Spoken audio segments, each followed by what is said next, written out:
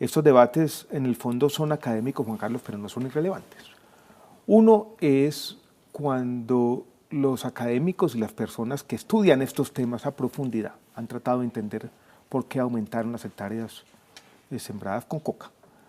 El tema de la suspensión de las aspersiones con glifosato del año 2015 no aparece como el factor preponderante. Hay otros factores. La devaluación del peso aparece como un factor muy importante. Otro es sí la expectativa de una retribución económica en el contexto de las negociaciones de La Habana.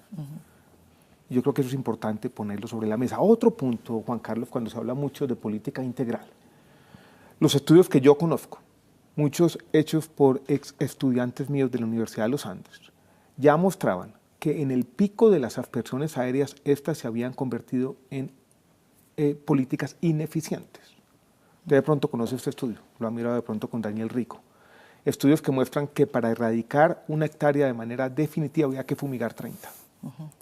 Hoy en el debate tuvimos un desacuerdo en las cifras y el ministro de Defensa actual dijo que valía 2 millones de pesos asperjar una hectárea. Esa cifra es absurda, esa no es la cifra. ¿Cuánto vale? Dependiendo de lo que estemos hablando, para erradicarla de manera definitiva, el dato que tengo yo publicado es algo así como 200 millones de pesos. O sea, esto es tremendamente costoso. Costoso, sí. Y creo yo, según los estudios que están sobre la mesa, ineficiente y también que esa no es la razón preponderante fundamental detrás del aumento de las hectáreas. Un primer tema. Un segundo tema, Juan Carlos, yo creo que nos podríamos poner de acuerdo en que las hectáreas, ese mar de coca, esta retórica que vi hoy, por ejemplo, por parte del fiscal general de la Nación en la audiencia. ¿Por qué es necesario utilizar el glifosato? Porque es una alternativa eficiente. El 89% de los casos produce la muerte de la planta, de acuerdo con las estadísticas de Naciones Unidas. Porque preserva las vidas humanas.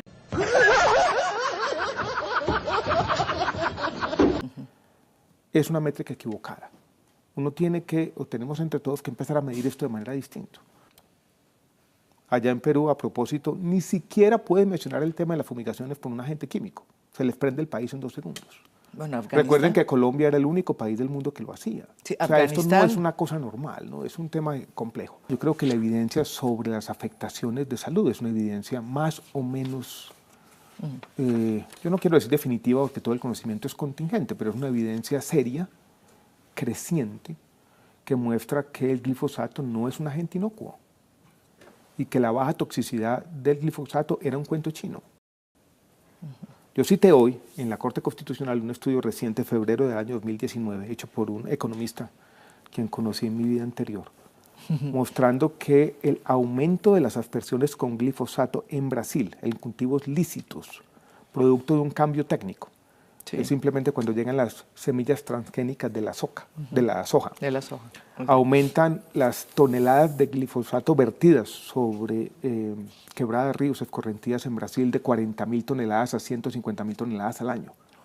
Ellos miran cuál fue la consecuencia de eso sobre algunos indicadores de salud infantil y muestran que la mortalidad infantil creció de manera sustancial. Y que en esa muestra de municipios que están analizando hay más o menos 550 muertes asociadas al mayor uso de glifosato. O sea, eso no es un tema menor. Y eso tampoco son asuntos teóricos. Aquí también hay sufrimiento humano. Y claro que ponderar sufrimiento humano es difícil. Ese es el primer tema. Los efectos sobre la salud no son una invención teórica. Y tenemos una experiencia, una acumulación de evidencia cada vez mayor que dice que estos son efectos serios. Bueno, y en Estados Unidos ya hay estados que están prohibiendo... Francia que quiere desmontarlo. Ahora, María Jimena, Juan Carlos y televidentes, el mundo se está moviendo en la dirección de una mayor regulación del glifosato, no menor. Colombia tal vez es el único país en esta coyuntura que está hablando de usarlo más intensamente. Todo el mundo está diciendo, aquí hay un tema serio de salud pública, no solamente de salud ocupacional. Pero ese es el primer punto, la salud. El segundo, y es que el Estado en este caso, y es quien hace el daño. Yo creo que eso agrava las cosas. El tercero, relacionado con la salud, que el daño puede ser muchas veces irreversible. Y el cuarto, que las poblaciones afectadas no tienen instrumentos para gestionar el riesgo. Si uno junta 1, 2, 3 y 4, es muy difícil no invocar el principio de precaución. O sea, va a ser muy difícil para la Corte Constitucional decir, pues sí, hay que hacer aquí una ponderación y vuelvan a esperar. Yo no creo que eso vaya a pasar, sinceramente. Es un debate complejo. Pero no me gusta, Juan Carlos, que en este debate parece haber una suerte de, ¿cómo decirlo?, un llamado a que las políticas son integrales. De eso lleva a decir, entonces, todos los instrumentos tienen que estar sobre la mesa. Se dice que el interés no es en un herbicida, pero en el fondo se está hablando siempre de glifosato. Cuando es un fenómeno complejo y hay muchos factores actuando al mismo tiempo y las causas son complejas y múltiples, sí tenemos que hacer un esfuerzo en decir cuáles son las causas preponderantes. Yo podría decir el contrafactual es difícil, seguramente no va a pasar. Que si mañana la Corte dice de pronto con algunas condiciones se pueden reanudar las aspersiones aéreas con glifosato, eso no va a resolver el problema.